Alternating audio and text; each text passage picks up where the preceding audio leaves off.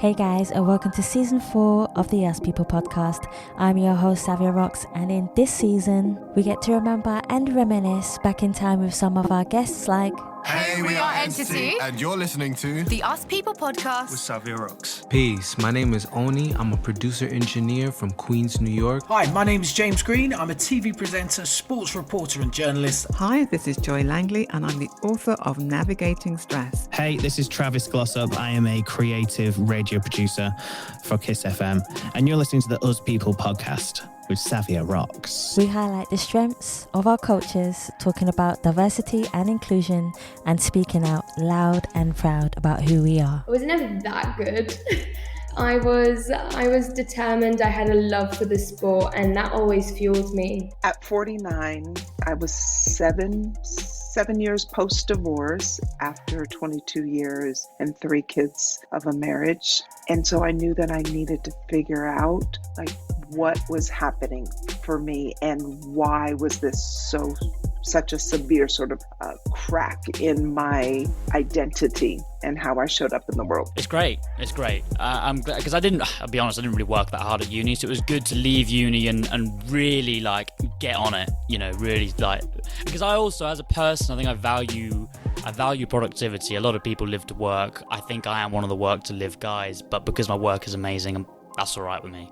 So as a person, I go to bed happy when I've had a productive day. We've also saved the best till last by honouring another artist and showcasing their talent as our new theme song with none other than your host, Savia Rocks, featuring in their song. So guys, enjoy, stay creative, and as always, please continue to be kind to one another. Let's go.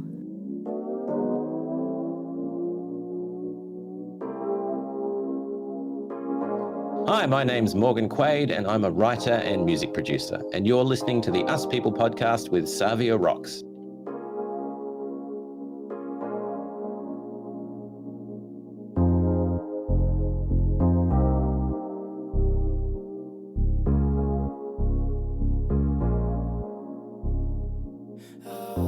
Peace of mind, gotta keep my energy and peace of mind. I protect my energy and peace of mind. Gotta keep my energy and peace of mind. Hey guys, welcome to another episode of the Us People podcast.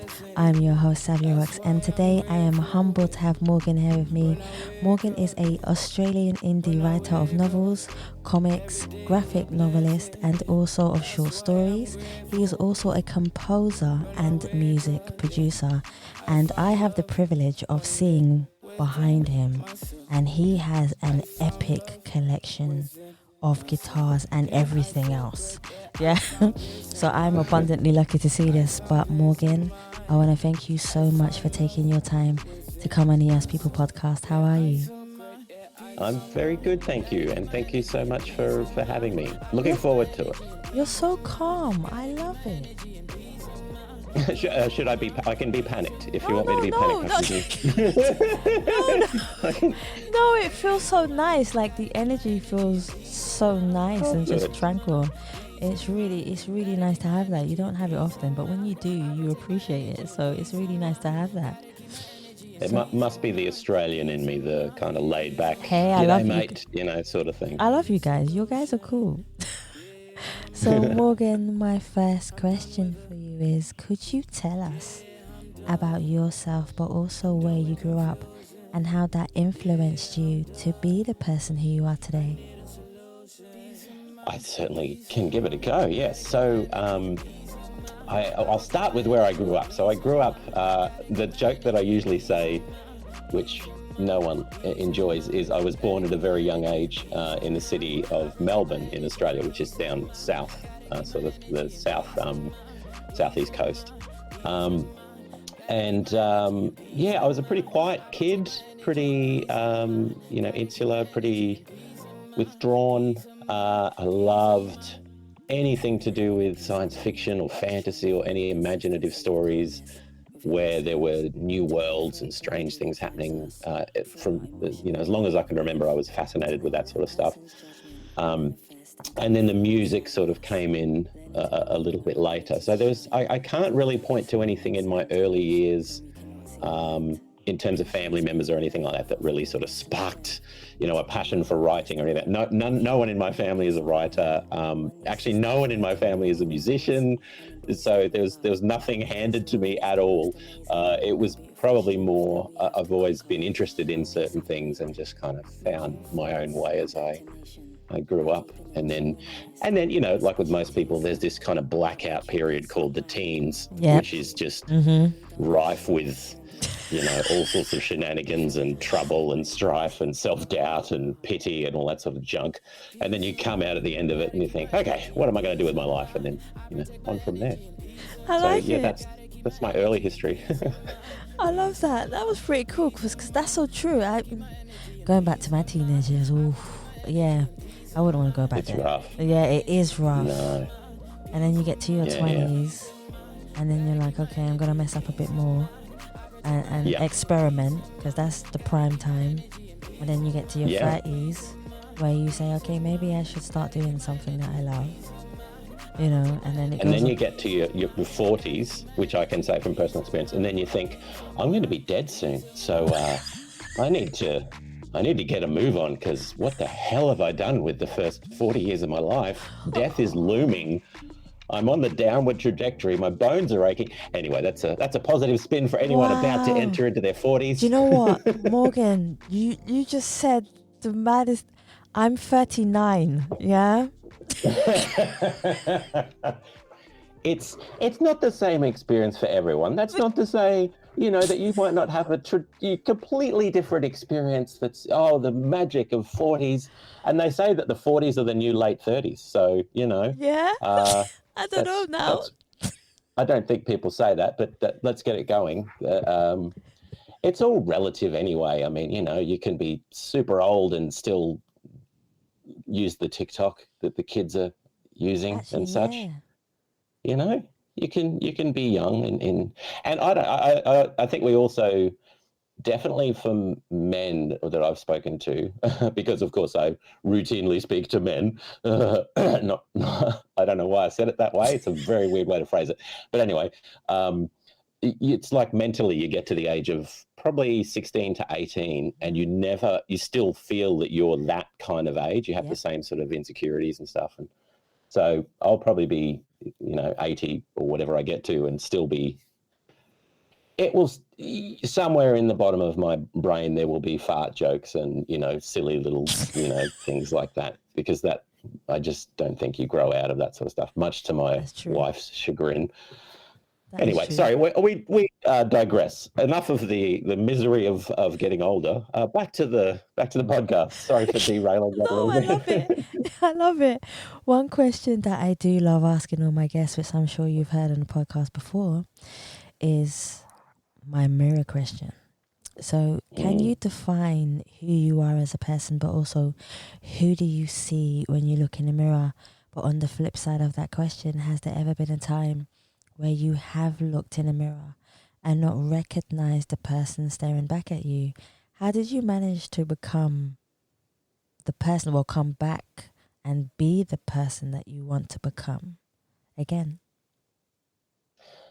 Yeah, so this is an interesting one because I've been rewatching a lot of Star Trek lately, as I'm sure all of your listeners routinely do. So I've been watching it and sort of educating by force my son in watching the whole Star Trek franchise, and he's really starting to get into it now. And one of the things that pops up is a few times is the doppelganger kind of thing, where another version of you comes into the story, and there's this question which I asked myself a few weeks ago, which is, how would I react if another me turned up? And I was confronted with the mirror image, basically, of me, who is identical to me up to a certain point, maybe, you know, a few hours ago. And it's this thing of, you know, would I argue with that person? Would I be frustrated with them? Would we just see completely eye to eye on everything? Would we, you know, all of that sort of stuff, which I suppose is a kind of sideways look at the same question. In the end, I think what I came up with is, I think we would get on really pretty well. And I think we would just divide and conquer. I think we would both be like, we can get twice as much done now. We can, you know, we'll just 1 week of work each, we'll just divide what we're doing. We can put on different hats at different, anyway, there's all sorts of strange things we can do. So anyway, circling back to the question, I've always felt, and I think this is a bit of a gift from my mother. She was always very effusive with compliments to me. You can do anything, you're the best, you're the great, which has a kind of flip side. It's good, but it also means, hang on, but I'm not instantly good at everything. What do you mean I have to work hard for anything to happen? Why aren't they knocking down my door to get me to produce all of their things for them? What do you mean they don't know who I am? So there is a flip side to that. But one of the gifts I think that my mother gave me was that self-belief and self-worth. And so I've never had an issue with disliking the person. I dislike what I do. I know I have some, not so great habits, but I think definitely through my 20s and 30s learnt and marriage obviously helped me a lot with this, learnt so much more about who I am and what makes me tick. And even in writing, there's so many points where I'll forget something, or, in the old days that, a Word file will get deleted or something, and I'll think, oh, how am I going to remember this part of the story or whatever was going on? Yeah. And then you just start rewriting and you find we're pretty predictable creatures. Like, I tend to react the same sort of way in the same circumstances. And I know how I think now. I know where my boundaries are. I know what I'm comfortable with, what I'm not. And part of that is probably being a bit, in the 40s, hopefully you'd sort of get to that stage where you think, well, I can put aside some of that earlier angst and settle a little bit more who I am and all that sort of stuff. So I'm comfortable with who I am. There have been times where, and honestly, this is not a unique thing, and it's not even there's nothing particularly ingenious about this, but I've always struggled with weight, and recently started losing weight and finally getting on a healthier sort of path. But that's been a long struggle for a long time. So that's the thing that a lot of us feel. You look in the mirror and you think, how did this bald fat dude come about? That I was the skinny guy. I was the basketball player and the volleyball player and the everything, and which is again not unique to me. That's very, very it's a familiar story. So that was one of the things that it's like, the person I see doesn't reflect who I feel like inside. Yeah. Very common, very common. But we're in a good place now, and we're heading in the right direction. So that's good. I think marriage gives us a form of, and this is usually my last question, but it's come up now. I think marriage is one of the best things that, I'm not saying go out and marry anyone, guys. I'm not saying that. I'm just saying, one of the things that I believe marriage taught me was patience and being able to divide your time efficiently and in the right way, but also giving another person love plays a huge part in it, because it teaches you how much you love as well. Whereas if you're insecure about love in the first place, loving somebody else and being married to that person teaches you about compassion, kindness, and the big factor of patience. So those are the things that I've taken away from it. And like we said, I haven't got to 40 yet, but when I do... It's a long way off. It's, Well, I'm about 5 months fine. away.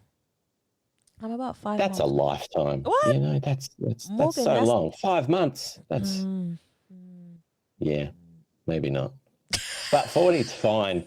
40's fine. All that stuff about, being plagued by your own mortality, that's not everyone experiences that. That could just be people like me. Don't say that, Morgan. Don't say that. Morgan, what is a day like in your life? I know that even when you first started talking to me in the podcast, you said to me that you get up really early. And, bless our kids, because they get up really early, and then we decide to get up really early, and we just stick to that routine. Whereas they grow older, they get to their teens and decide that they want to sleep forever. And I'll wait for it. But I would love to know what a day is like in your life, from when you wake up in the morning to when you decide to have a creative idea, to when you get creative, to when you put that into effect. I would love to know what a day is like in Morgan's life. Cool. Well, I shall tell you now. The day starts the night before for me. I'm not sure if a lot of writers are like this, but I will go to bed and my brain will be chewing over plot points, and I'll be working through. So usually I'm writing, at any given time, I'm writing at least one novel and 2 or 3 comics. Or 2 novels or a script, or, so there's usually a few projects on the go. So as I lay down to sleep, one of those will be front of mind. At the moment, it's a novel series, book 4 in the series. And I never plan out, or very rarely plan out, the whole book. So I've usually got to a certain point where there are problems that need to be solved, or I need to know who the villain is, or I need to know what the essential struggle is, or what the characters are going through, all that sort of stuff. So I'll go to bed, and for 5 minutes to an hour, depending on how quickly I can shut my brain off, I'll be thinking through plot ideas, and that's where the initial ideas will come in, and I'll think, oh, they could do this or that, or this twist could happen, or whatever. So when I get up at 4 o'clock in the morning, which again, thanks to my son, is now when I wake up every morning, first thing, I will have a shower. I will get a cup of tea. I'll come straight downstairs and I'll write for an hour to 2 hours. Rarely am I able to get 2 hours in, but at least an hour. And I'll be writing down those things that I've thought of the night before and sort of fleshing them out and seeing if they work. And that's the goal anyway. Then after that, I have a little bit of a demon inside that is constantly telling me it's not good enough. It's not fast enough. You need more. It's a production sort of demon. So it's all, with me, it's not so much about quality. It's about quantity. I need to get it out. I need to get it out now. All that sort of stuff, which I think a lot of creatives suffer from.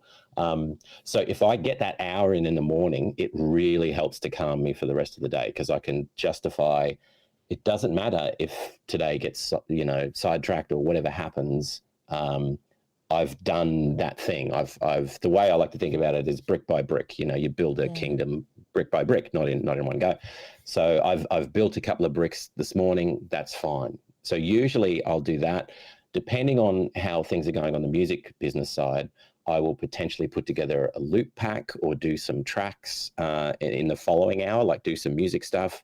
Then I will, it's admin, it's answering emails, it's social media, it's promoting the things that I have going on. Like I've got a Kickstarter starting in a month. So it's like a lot of promotion for that. And that's usually gets me up to the point in the day where, breakfast and then the day proper is starting. So all of that is before I start a day job, and then I do the day job, and then, family and all of that sort of stuff. So it's those 3 to 4 hours in the morning. That's my time that I do all that stuff. And that's most of the day. And what it means is by the end of those 4 hours, 99% of my creative energy is gone. So I can, I've got plenty of physical energy. I could go to gym, which, on the odd days I'll go to gym between, within that period as well. But I can do that. I can do work because it's more analytical. I can do, family stuff, cleaning, whatever, take the kid to school. All that stuff is fine because it doesn't take creative energy. But yeah, so that's pretty much. And then I'll go to bed at night after, dinner and all that sort of stuff. And then it'll start again. So I'll be thinking, what's the next part of the story that I need to work through? And it'll just, that tends to be the cycle. One thing I would love to know is, what is it like to be a writer? Because obviously every writer is different. Like, I am a writer, but I am a different type of writer. For example, like when I'm writing questions for people, I go really into depth. Like when I said to you, hey Morgan, I've written 87 questions for you. And you're like, let's go through the whole thing. But, let's do it. Yeah, because in my mind, when I'm laying down, I know that questions are going through my brain constantly. I have so many questions going through my brain. I have an A2 whiteboard right next to my bed. That's how many questions with a pen next to it. So if I wake up in the middle of the night randomly, I'll write it down, and then I'll stick the pen back on the on the board, and then fall conk out asleep again. We all have a different creative process, and some of them are pretty cool. But I would love to know, what is your writing for anybody who would like to start going into comics and going into novels? What would your advice be for them? Look, it's pretty simple. The way you get good at writing is you write. You do, and most writers are readers first. So they've read a lot, and they enjoy certain types of stories and certain types of writers. So honestly, I would find a writer whose style you like, and to begin with, emulate that. Try and use the same sort of phrases and the same sort of ideas. Pick the ideas that are really excite you and make you. Don't write for what's popular. Don't write for what genre is selling the most. Write for what excites you and the sort of interesting situations that you want to wrestle with. And then you just do it, because it's something that you do get better at the more you do. Eventually, when you get to the point where you're working with editors as well, that increases what you're doing exponentially, because all of a sudden you've got a second and third and fourth person looking at what you're doing and saying, you know that you use the word vast like 100 times in this novel. There's other words other than vast. Do you realize that? So even simple things like that you don't realize, oh, I do use that word a lot, so there's those sorts of things. Even simple things like the reader is smart enough to get this. You don't need to explain it. Take that bit out. Those sorts of notes are incredibly helpful, and they help you as a writer. But you don't get to that point until you've just written a bunch. I've heard it said, I can't remember who said it. A very well-known author that I can't remember at the moment. He said something like, by your 20th novel, you'll start to get into a bit of a flow of, what you're doing now. And I'm at, I think, novel 15 in terms of writing. They're not all published yet. But there's been a few, and I still am not convinced that I know what a novel is. I'm still not really convinced that I've cracked it yet. But it's that thing that you have to just do it, and you have to make mistakes, and you have to learn, and I think a lot of people that want to be writers, and I've spoken to a few people that are interested, and they will agonize over, well, I want it to be perfect and amazing, and I want to do this and that. And the thought going through my head the whole time that I'm talking to them is, but why haven't you done it? You shouldn't be wondering. You should be just writing. And it doesn't matter what the quality is like when you start. You've just got to get in there and start. And because it takes a while before you realize, this is my style, this is my favorite writing style, so someone should be able to pick up a novel of mine now and read it without knowing who it is, and they would know, this is a Morgan Quaid novel. It's that kind of thing, because it's the style and the cadence and the ideas and all that sort of stuff. It's almost like I'm only ever writing one novel. I'm just trying to get better and better at it every time. You know what I mean? I'm trying to do the same thing. I'm just trying to get it better and better and better. But you don't get to that until you've gone through, like I started writing epic fantasy, third-person fantasy, the Robert Jordan kind of thing. Oh my God, that stuff is barbaric. It's amazing to write, but it is so long, and the editing is barbaric and horrible, and it takes, and then I've got to keep in my mind like 50 million things that are going on, and it took me a long time to get to the point to realize my favorite style is first person, fast paced, still with an epic backdrop, but I don't want to describe all that. I want to see the world through the character's perspective, and I want to get punched and thrown around, and I want the reader to not know what the hell is going on half the time, but that took a while, and so yeah. But my advice would be start and find other writers, find other people, talk to them, learn from it. Don't be precious about what your writing. It's about experiencing it and getting better, which is a process. So people are going to hate some stuff that you do. Some people are always going to hate what you do. Some people are always going to love what you do. But you learn and grow by, hearing, oh, maybe there was a better way to do that. Maybe don't use the word vast 100 times. Maybe use it once or twice, things like that. That's a good idea, actually. That's a really good idea.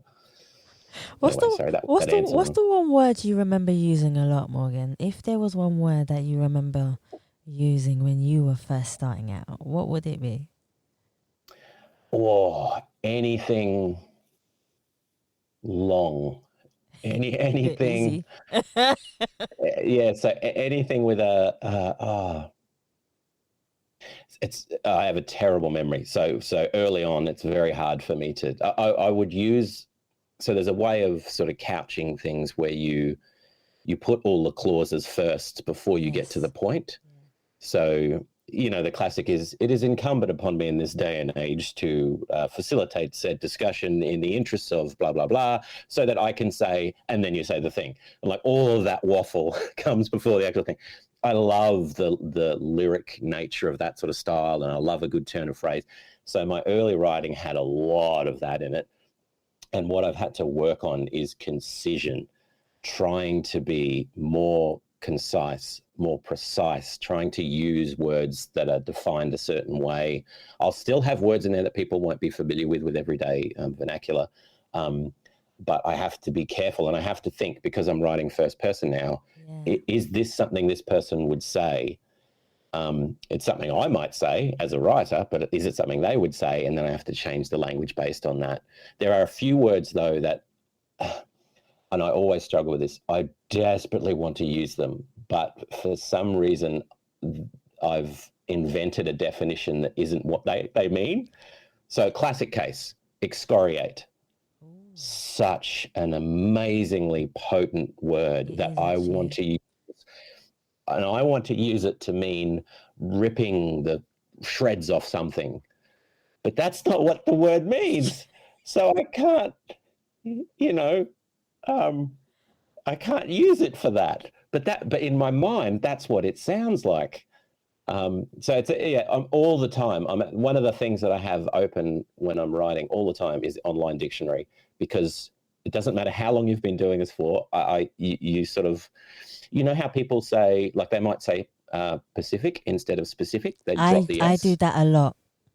Do you? Yes. So it's a classic case of, at a point in time early on, you've latched onto this is how to say the word, and it's very hard to get away from it. I do that all the time, and I do it with written words and definitions of words. So I have to keep checking. It's that scene from The Princess Bride, for anyone that remembers. I do not think that word means what you think it means, when you keep saying inconceivable all the time. Anyway, it's an older reference, but it's a goodie. Yeah, all the time I get that stuff wrong. Who are some of the writers that you look up to or admire, especially in the line of work that you do?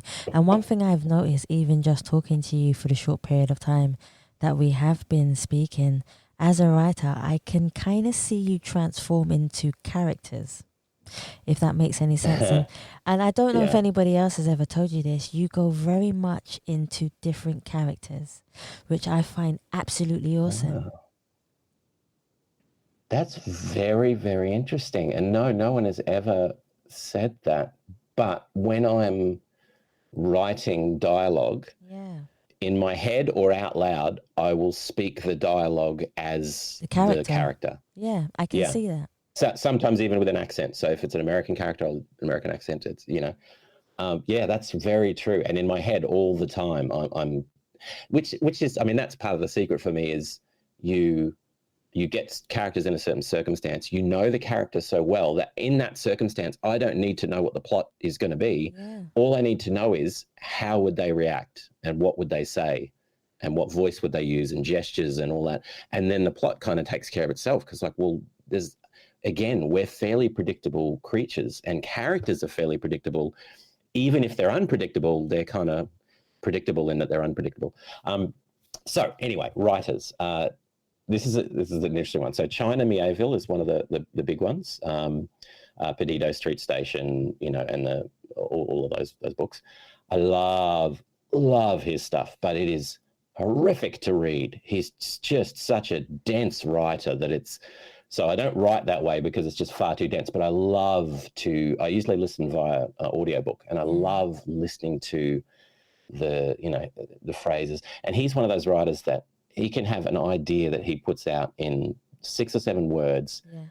And I could write a trilogy on that one idea because it's such an amazing idea. And yeah, he's great. Anyway, so it's China Mieville. Jack Vance, particularly his Eyes of the Overworld, Kugel Saga, those sorts of ones. So he's, old sci-fi fantasy sort of writer, but some really, really cool stuff. I also like Joe Abercrombie and the recent sort of dark fantasy, I suppose, or grimdark fantasy writers as well. Now, the 2 choices and I've only just become aware of this in myself recently, that I should say, Neil Gaiman, obviously, for many, many reasons, comics, novels, scripts, the whole thing, fantasy, the whole deal. And come on now, don't forget. Another UK writer, very well known. He did V for Vendetta. He did, I'm just going to, I love this. I cannot believe I have his books right over there. Why does it bring up the movie? I don't want to bring up the movie. Alan Moore. Of course it's Alan Moore. Goodness me. Okay, so Neil Gaiman, Alan Moore. So they're the 2 writers that probably I'm trying to emulate their trajectory more than anyone else. And I love their ideas, but I cannot get into their writing style. It's for some reason, and I've got everything that they've ever written because I'm a fan, but I don't connect with their writing style. And it's only recently that I've realized I struggle to. It's just not the way that I write and the way that I. So the 2 writers that you would think I would most identify with are probably 2 that I find most impenetrable in terms of their style and all of that sort of stuff. Again, no, it doesn't stop me from buying everything that they've ever put out and love that. Enjoying them. But yeah, so there's some of the writers that I look up to. Another thing that I know you would possibly know so much about is about having a strong portfolio. So say, for example, you're starting in your craft, or you're in the middle of your craft where you feel like you're good, but you feel like you can get stronger and stronger and stronger.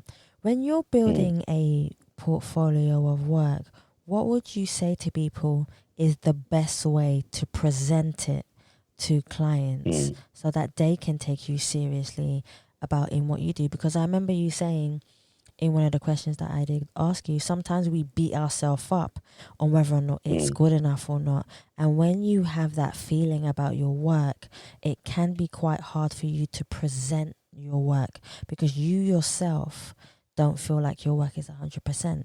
But just from your experience, and you have a lot of experience, Morgan, in what you do, what would you say is the best way to build a portfolio that is strong, first of all, but also to present the portfolio to somebody else?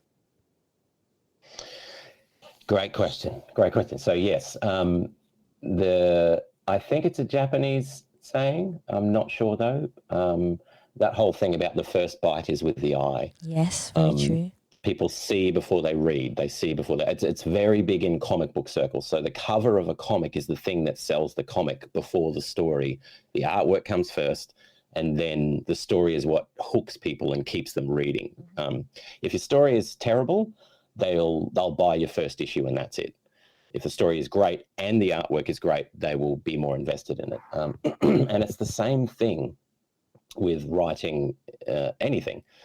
So covers are very, very important. You need to have a professional cover, and it needs to a certain extent be the kind of thing that a reader is going to expect because you're speaking their language. I've got a cover for one book, which is actually this one here, a book called Whiplash. Yep. Now I'm in the process of changing that cover because the cover is actually from an artist who did the comic version of that. Okay. It's a great cover, but most people that look at it think, oh, that's a graphic novel. But it's not. It's a young adult novel. So it's thrown a few people, and even in the reviews, some people have said, oh, I wasn't what I expected. It was really good, but I was expecting something different. So it's this thing where you need to be able to speak the right sort of language. And part of that is how you present your covers. In terms of how much you do, there's a balance because, and I'm a very impatient writer and want to get as much out as possible because it is a question of volume. So one of the things you do for marketing is you give away a book. So for example, in another week or so, the first book in, it's called The Seven Hungers. It's a kind of urban fantasy horror series. So the first book in that is going to be available for free for 5 days. And there's tons of promotion going into it. It's just the ebook version that's free, but I'm promoting, I'm doing blog tours, I'm doing a bunch of stuff. And the whole idea behind that is to get so many people on board with it. And it's free, so it doesn't cost them anything. And then that is the hook that means book 2, which comes out tomorrow, will be available by the time they do that. Book 3 is already written and edited and all the rest of it, but I won't release that for a little later. But the whole idea is you need people to get hooked by something that you're giving them. Yes. And then when they find you, they go, okay, I want to read everything this person has written, which we all do. You know, if you find a writer you really love, you think, well, great, what else have they done? So if you've got that stuff sitting somewhere on your own page or wherever, or on Amazon, that's what you need. But the problem is you've got to write your first book first, and then you need a second and third so that you can promote the first one so that people will buy the second and third, which that's why the comics appealed to me, apart from the artwork and the visual aspect. It also appealed to me because I can get a lot more volume of projects out there quicker without having to write everything myself. But there are other, it's very expensive writing comic books because of the artwork and everything. So there are downsides to that. But yeah, it is a bit of a balance because the other thing is as well, you don't want to just be getting trash out there because that will damage your reputation. So it's got to be good. That's true. But it's got to be enough that people feel like, because the other danger is if you've got one book and you promote it vigorously and people are interested and there's nothing else, then a year down the track when you've got another book, they've forgotten and they've moved on and they've read 100 books since then. So that's true. You really need to capitalize on it by having a bit of a catalog, which takes time. I think they say that about music. They say you're only as good as your last hit, which is quite true actually, which is sad to say, but at the same time, I do understand it, you know, and I'm sure you understand it from a music perspective also. Yeah, absolutely. And it's a pity that people are so unforgiving. But what I will say is that's not, I think that relates more to perhaps fame, the spotlight, huge amounts of sales. I think we're in a world now where if you have a core group that love what you do, they're much more likely to be forgiving if, you know, your second or third book isn't as great as the others, and they'll still be looking forward to the next one. You know, it's loyal fans versus, you know, a whole bunch of people, you know, buying into your thing for 5 minutes of fame and then they disappear. I think on that second one, yeah, for sure. It's, you know, but there has to be quality. You're right. There has to be, you can't just be getting things out there for the sake of it. There has to be, and also I think writing becomes incredibly miserable if you're just doing it for a buck. It's got to be, I'm interested in these characters. I want things to happen to them. I want them to struggle. I want them to come through. I want to, so because the thing is, as a writer, you're the first reader. You're breaking new ground with these characters and what they're going through and the worlds that they're in, which means you're in this privileged position where you get to go ahead and then turn back to readers and say, hey, come and follow me. This thing is awesome. Look how cool this is. And then readers kind of make their own path behind you. Yeah. Let's talk about the culture of comics as well. That's one of the things I would love to understand a lot more about. Now, personally, obviously, I have a partner who is Japanese and loves comics, okay? But From you working with so many different types of people, how do you feel that comics play a huge part in society, but also the cultures of people all over the world? And is there the word that we were talking about, specific type of culture that reads comics or loves comics or is more a fan of comics that you feel that you fit into as your niche? Or as a writer, do you feel like you can cross over to different cultures? These are really good questions. So I would say incredibly broadly, it's much more nuanced than this, but incredibly broadly, there are three kind of broad categories of comic or sort of stuff. You've kind of got your manga, which is your, traditional black and white, Japanese and Asian style artwork, which has then, transitioned to anime, and it's huge. It's just massive. And there are so many people that are fans of the genre. I've written one series in that kind of look and feel called Shadow's Daughter. And the reason why I chose that was because it lends itself to sort of high concept ideas and a lot of action, and you're right in there, and there's no limits, and off we go, and I don't know, there's a certain speed to it that I really, really like. Then you have your traditional old school Superman, Batman, DC, Marvel, all that. And I'm sorry if my voice gives away that I'm not a massive fan. Yeah, you have that thing. Now, I was never into that as a kid. I love Spider-Man, but I would watch the comics on TV, the cartoons on TV. So I didn't care too much about comics when I was younger. They confused me because it was too many words with the pictures, and it was sort of, which do I read or watch? Or it just wasn't something I was into when I was younger. But a lot of people were, and a lot of particularly, now middle-aged men were massive into that, and still are, and have very set ways and even strong political views about DC, Marvel, the diversity of their characters, the new changes that are happening, and we don't like that, or we like that, or all that, so there's that. It's a whole milieu of drama, and just a lot of people that just love them and just love the traditional comics as well. Then you have this sort of new indie comic group, which I would consider myself a part of. So I was never into comics as a kid. Then I went into, after I'd been writing for a while, went into a comic book shop, found a comic from Image Comics, which is one of the indie, probably the biggest indie publisher, one of them. Started looking at it and thought, this is amazing. This is film on a page. It's not a novel. It's more, it feels like more than a comic. It feels like any genre is up for grabs. These aren't superheroes in tights and capes. This is very different to what I'm used to. So I fell in love, because now with graphic novels and everything else going on, everything is open, and you can explore any story, different styles of art, mixing different styles of art. So there's this newer version, which is kind of breaking a lot of traditional rules with comics, and a lot of fans of that genre. And then some of the older fans of older comics like the newer stuff as well. Yeah. But there's kind of those three areas, and I'm definitely in the newer style.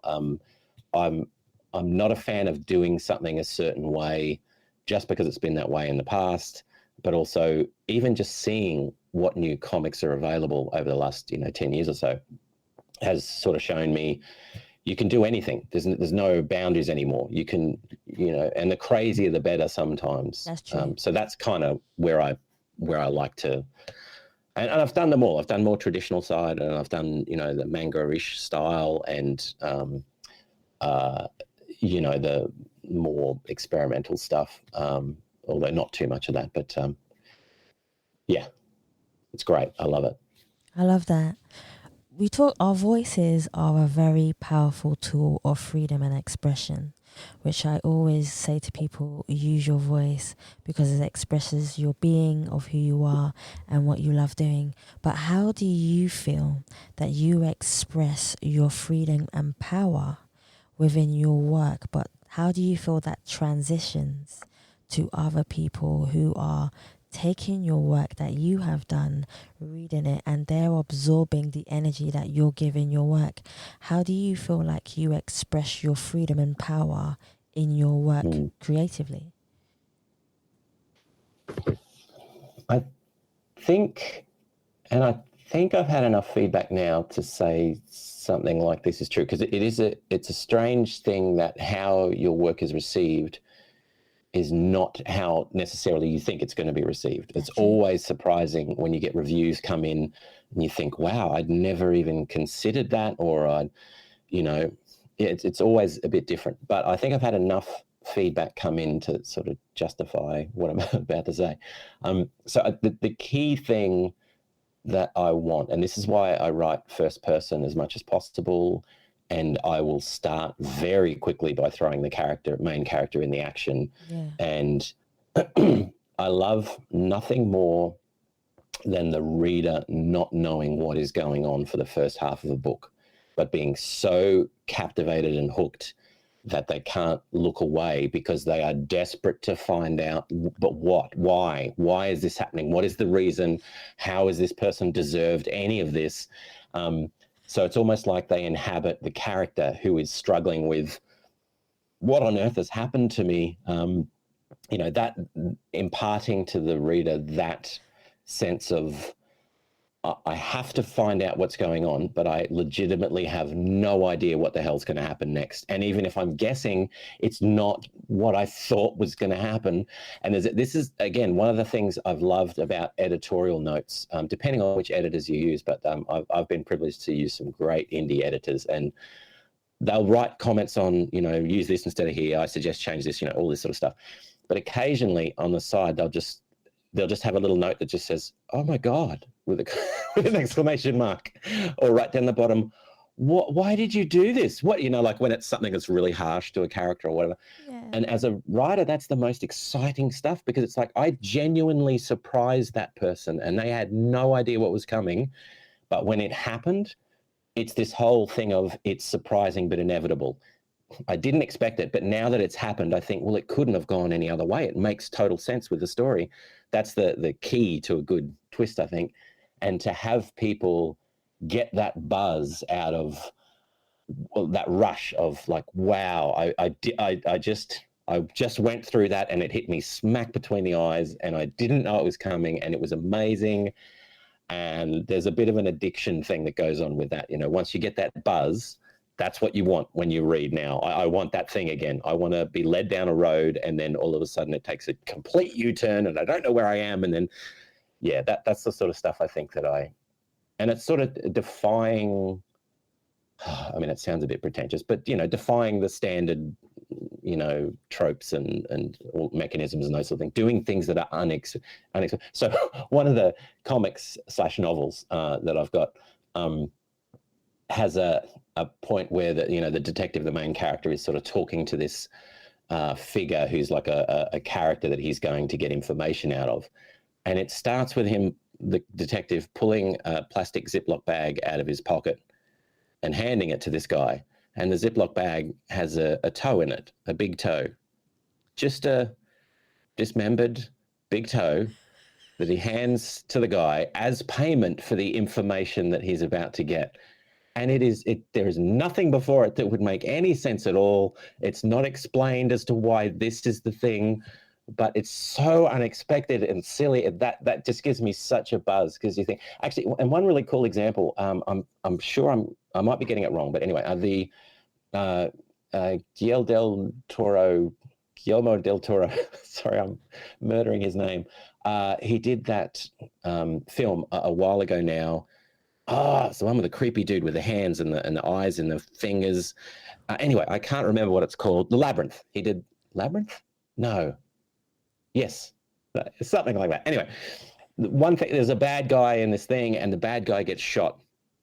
And the bad guy gets shot, classic sort of scene, the bad guy's going to get his comeuppance, but he gets shot in the cheek and he dies.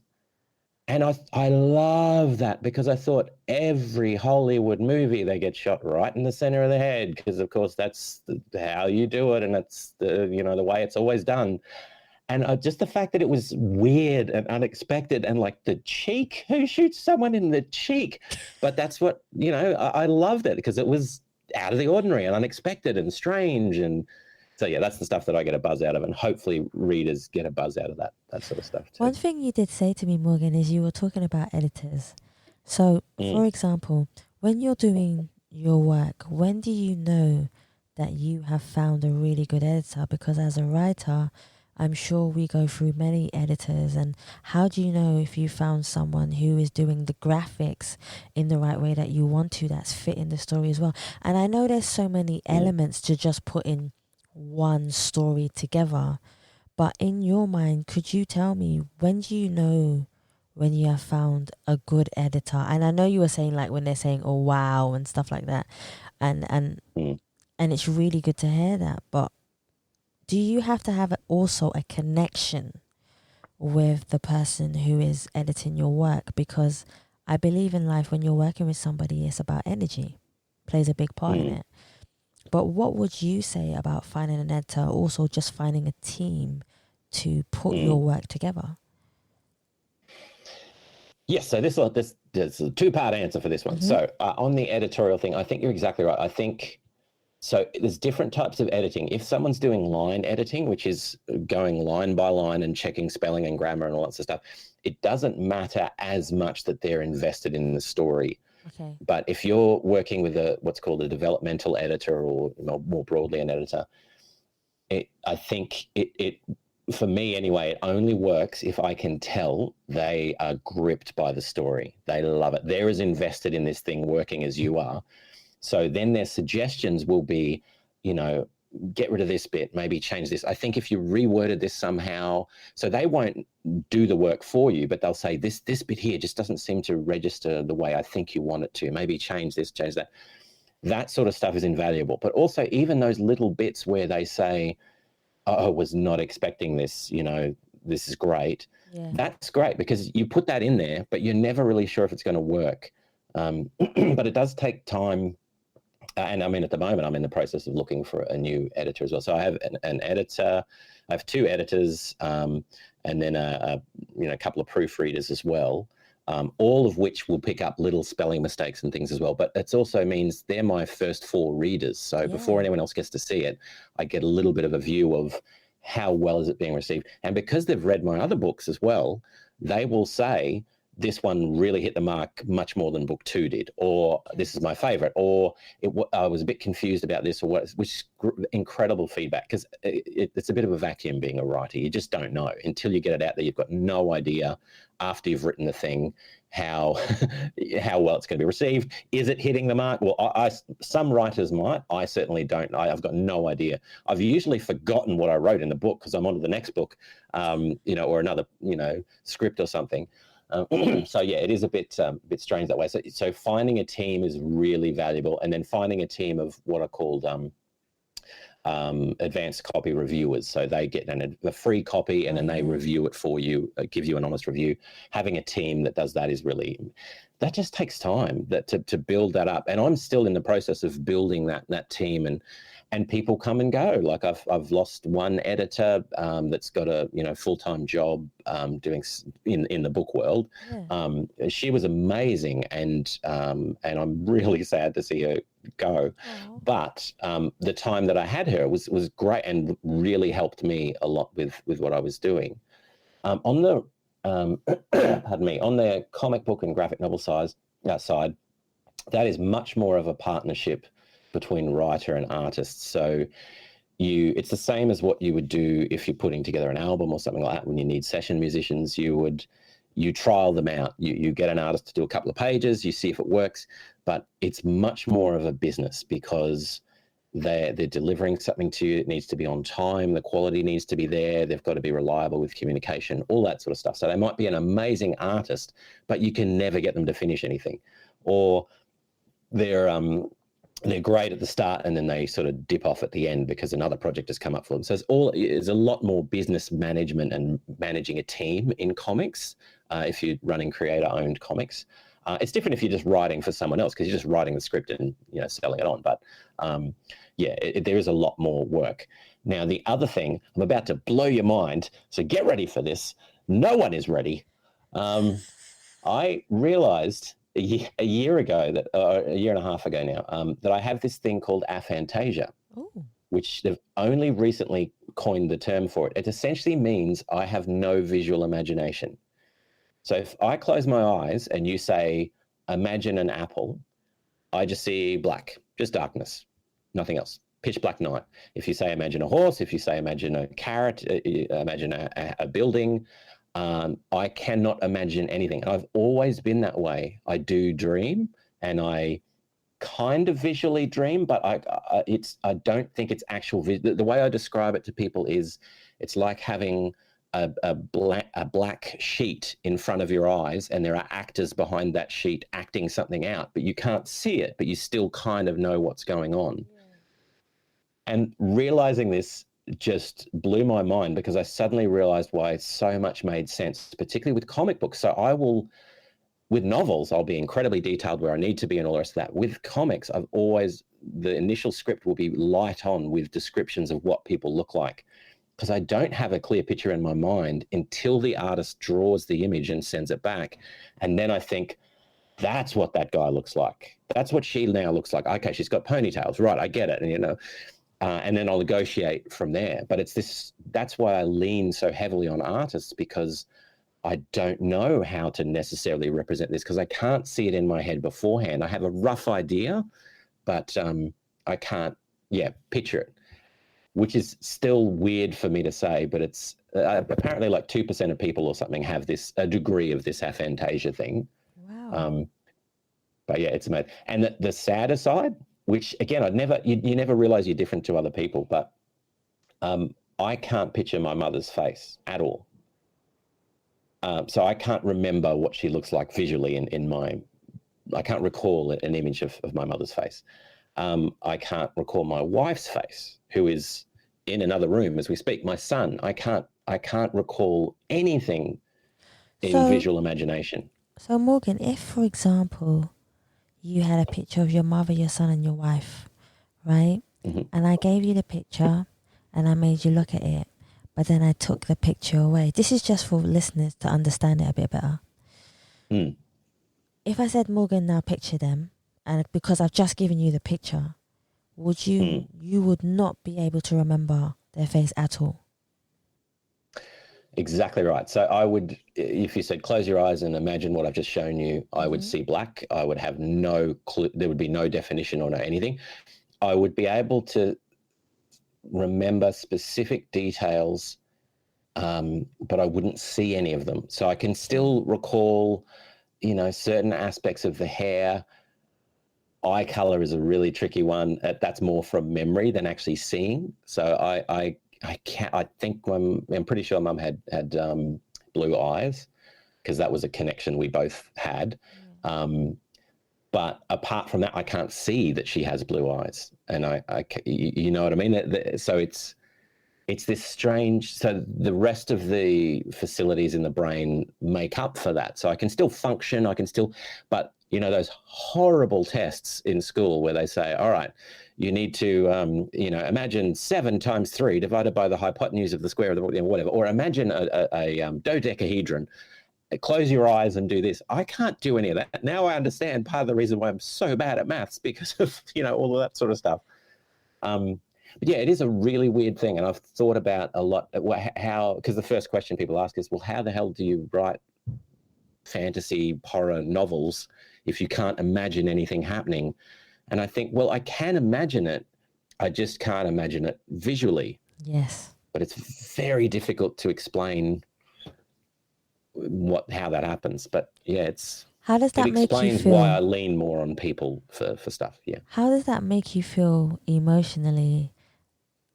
That's something I would love to know, because sometimes when we are not able, and it's not our fault, it's just one of those things in life that we have, and we all have something different. When you can't see someone, how does it make you feel emotionally, even when you're trying your hardest to get that vision? Well, it's not, I feel, I suppose, a little bit of loss in comparison to what everyone else in the world I now know experiences. But it's not, it's not something you miss when you've never had. It's the way it's always been since I was a kid. So I've never known anything different. And in fact, I've thought about this. I thought if they could fix something in my brain and then all of a sudden I see what everyone else sees when I close my eyes, would I ever sleep again? Like, would that be just the end of sleep for me? Because I'd be imagining all of these things and I wouldn't be able to control it.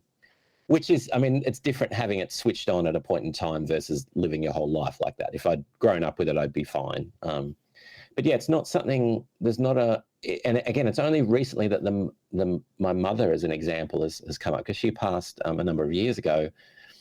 And I can still remember her. I still remember details of when we grew up and, all that sort of stuff. But it's not visual, and just suddenly realizing, oh, hang on, other people can actually recall the face of their loved ones, and it's something I'm never going to be able to do. That's it just feels odd, and it feels like in a way you're a little bit deficient, but it hasn't negatively impacted life or anything like that. I wouldn't say you're deficient. I would say you're unique. That's how There you go. I wouldn't say you're different at all.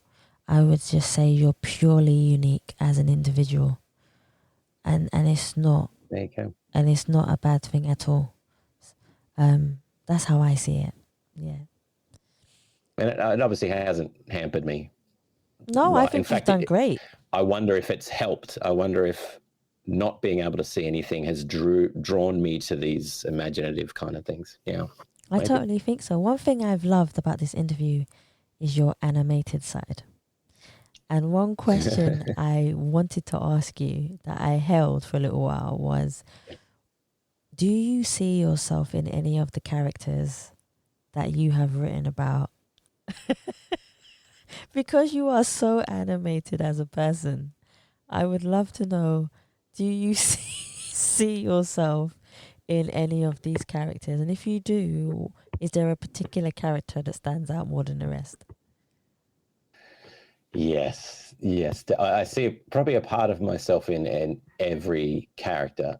I find it difficult to write, and it's not my style anyway, but I find it difficult to write genuine sociopaths that are just impenetrable and just, doing horrible things. I'm fine to write people doing horrible things, but there needs to be some point of connection where I can understand why they're doing that, and I empathize to some degree, even with a ghastly villain. So there's some characters that I just can't write because I just don't. So most of them have part of me in it. There's one character in particular who is probably closest to my id than anyone else. It's a character called Nick Holden. So he's in a series called The Blood Below. He's the detective character with the severed big toe. That's the guy. He says the things. He has no filter. So he says whatever he wants to whomever he wants to, and he doesn't care. And he says the things that sometimes I would think, but I would never, ever, ever say, because I want to stay married. I want to have a job. I want to be part of society. I don't want to be in prison. So all of those sorts of things. And he just has no filter and doesn't care. And there's something so freeing about that. So he is a version of me that I would never be, but there's almost like there's a catharsis in watching him just verbally decimate someone, and just enjoying that, to think, wow, that's something I would never, in fact, to have him excoriate someone, which I would never, feel comfortable doing. Yeah, he's probably the closest. But there's a part of me in everyone, and most of my main characters, the key thing that they all have, they've all got smart mouths. So they will be in a dire situation where death is impending. It's very serious. They cannot help but make a joke, or they cannot help but just say something so stupid at the wrong time. That definitely comes from me. Yeah. I like that. If there was one question that you wish people would ask you that nobody has ever asked you before, what would that one question be and why? That's a tricky one. Honestly, it would probably be more around specific characters and plots. I get asked a lot. One I get asked a lot is, there's a character named Daisy in The Blood Below. There's a character with the same name in Rust Chronicles and in The Shackled Man. Are they the same character? And is one carried over from another? And the real answer most of the time is no, I'm just horribly uninventive when it comes to names. So at the time I was writing 3 books and Daisy seemed like a cool name, so I just used it in 3 different books. But they see connections where there's no connection necessarily. But the answer I usually give is perhaps. There could be. And in the back of my head, I'm thinking, could I write those 2 together? Would that work? I think that would work. Yes, that would be a great spin-off episode. Anyway, but yeah, so it's probably more the thing that I'm waiting on, and it's starting to happen now as more and more people are reading what I'm doing. What I'm waiting on are specific questions where people are getting deep into the lore of some of the series and asking, is this what I think it is? Is this thing that's the stuff? Because it's all about the plot and the stuff, and that's the stuff I care about. And to have a few people realize what you're doing, what the broader picture is, and that there's some amazing thing through line that they've found that you intentionally put in there, that's amazing. So it's probably more things like that which is hard to say what that is yet. Yeah. I'm interested in this next question. What do you believe is the best quote you have ever put in your comics? Oh, Ooh, I'm terrible at remembering this sort of stuff. So there is one about,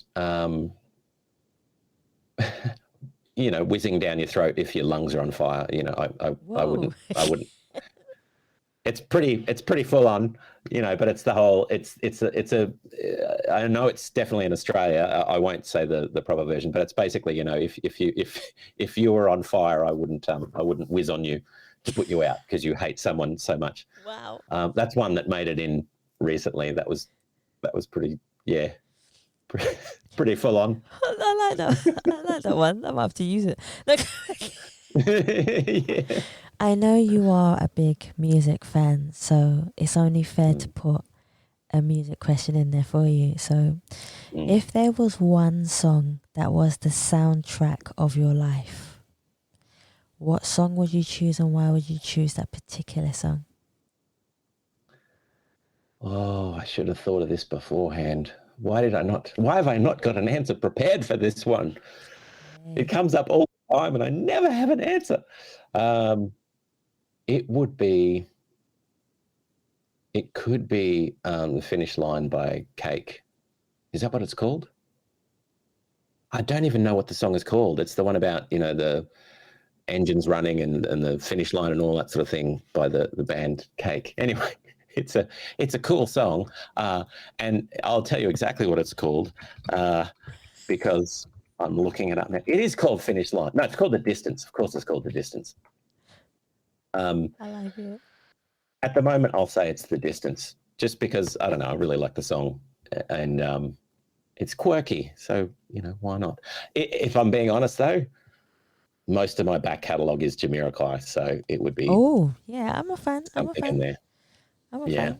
I've seen him a few times rolling down where I live in Notting Hill Gate, in his car. Oh, that's cool. Yeah, he... Do you know what was really nice, actually? I know people have a certain perception of him, and stuff like that. But when I saw him, he actually waved at me, which was pretty cool. Sweet. And I was like, oh, hey, kind of thing. And because where I worked in a music publishing company at the time. And we always see people. So it was really nice. He was just driving along in Notting Hill Gate, turning into High Street, Kensington. And I don't live too far from there. And he was in his car. He looked at me. I looked at him. We both smiled, and he waved. And I thought, oh, that's nice. You know, it's pretty cool. Yeah. So hey, so yeah, I've got him in my catalog as well. Love me some Jamiroquai. I totally understand. That dude has made so much money off me streaming his stuff and buying his music. Jamiroquai, now I know why you're rich. That's it. It came from my pocket, bro. Oh man, hey, good music is good music. I'm not gonna deny it. I only have 2 more for you. So my second to last one is, what advice would you give your fans and your followers, because you do have them? What advice would you give them about being persistent, staying positive, and never giving up? Because we always have a point in our life where we feel like we are going to give up, or we feel like we're on that down road to giving up because of money, which plays a big part in so many people's lives, the support or focus in what we want to achieve or do. But what would your advice be to those people listening to the podcast and who have thoroughly enjoyed, like I have, listening to everything that you've told us today? I would say, and I have no idea how to do this necessarily, so take it with a grain of salt. Something innate within me is able to do this, and I think it works really well. You're always going to fail. You're always going to have times where you think, what is the point? I'm not getting anywhere with this. Nothing is getting any traction. I have 50 projects on the go and not one of them is going to get picked up by anyone for anything. You always have those periods. For me, it's not trying to not have those, because that's part of life, but how quickly you can put that behind you, go down the dip, come up the other side, and then go, you know what? Fair enough, but I've got work to do. I've got things that need to be done.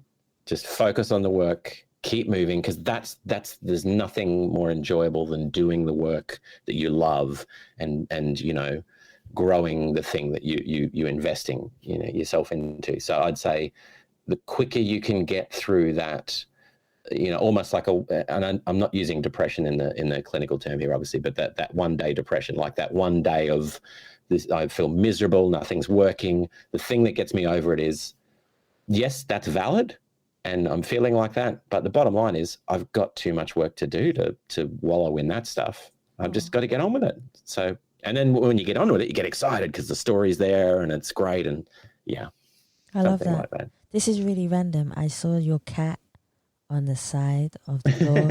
It just go doops. Hey guys. Yeah, Morgan's cat is cool. he wants to come in. Yeah. Oh man, that was cool. He's a sleeper as well. He will come in and just sleep like a baby if I hold him for as long as I will hold him. He's one of those sorts of cats. Yeah. Oh, I love that. I totally love that. So my final question for you, Morgan, is, I've had the abundant privilege of being able to interview you today and find out so much about your character and who you are. But I would love for people in the world to find out even more about you. Please tell us where we can find you, and if anybody else would like to get in contact with you, where can they find you on all your social media platforms and website? Well, I've made it super easy. So you just go to morganquaid.com and everything is there. As we've said a few times, I'm an indie writer and music producer. So that indie bit means I will talk to anyone. So get in touch if you've got a project or you want some advice or you just want to catch up, whatever. Find me on morganquaid.com. Connect with me on social media. Always happy to chat with people, whether you're a fan or not, or you just want some advice or whatever. Get in touch. Cool. Morgan, I want to say thank you so much, like abundantly. Thank you so much for coming on the Ask People podcast to show me your many sides of your characters, your enthusiasm, but most of all, your love for what you do. Thank you so much for coming on the show.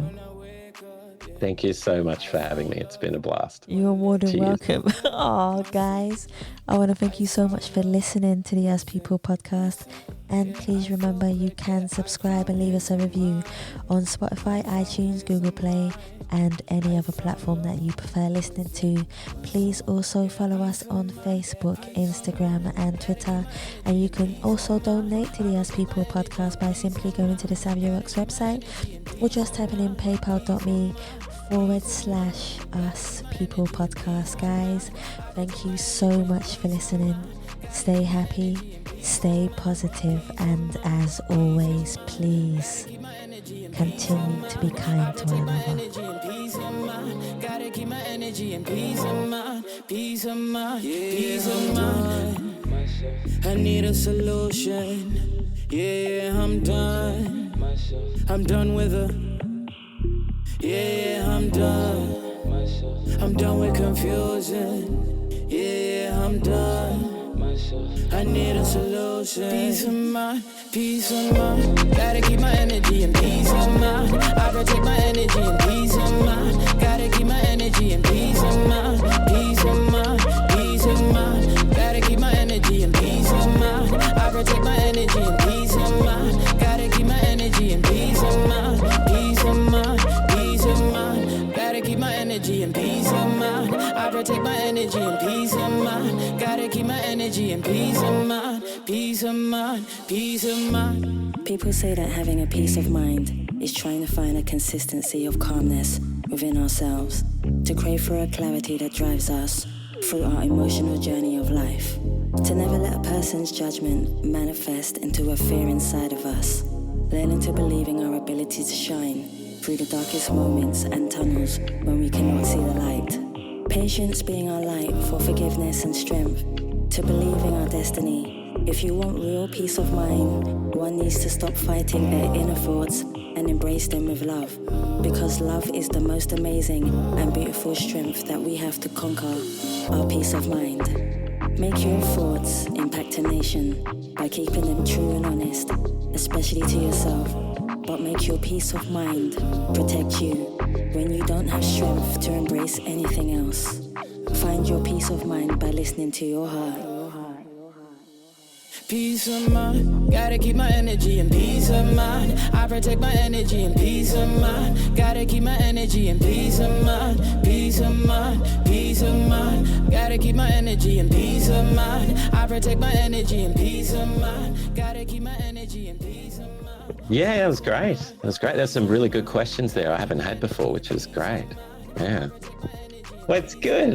This is good, because I've been sick for a few days as well, and so to do something nice like this is good. Yeah, lifts my spirits a bit, which is kind of cool. Gotta keep my energy and peace of mind, peace of mind, peace of mind.